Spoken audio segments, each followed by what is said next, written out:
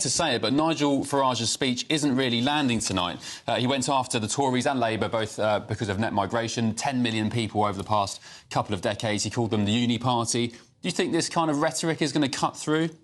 I don't think it will cut through. It's not really surprising that Farage is actually saying that. It's not really anything new. But we need to look at... I agree with what you're saying, Matthew, about, you know, really about the survivors and the victims. And let's also remember Rishi Sunak, when he actually sorted the Grooming Gangs Task Force initially, and they got 550 arrests and, like, helped 4,000 victims. So maybe there should be another inquiry. But what I will say is we need to be really careful about... Language is very powerful, and using the word culture, which is what Nigel Farage is using, changing the country's culture, can ignite things in different situations and different opinions, which I think we need to be careful about. Well, he said, I think he mentioned the word culture. He said there's a culture of fear. For example, in the Grooming Gangs case, he said there was a culture of fear from the police, for example, who were afraid to report this over being called racist. I think that's what he's referring to. I agree with what you're saying, but there's also a play on there. I really do think... Really? Yes, 100%. If you look into Matthew, language...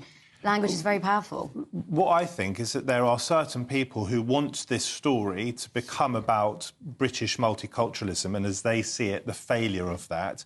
We know that, I think, 1 in 3 days, every 3 days, a woman or a girl is killed by a man in this country. OK, sorry to interject, Matthew. Nigel is back on stage. Let's just listen to a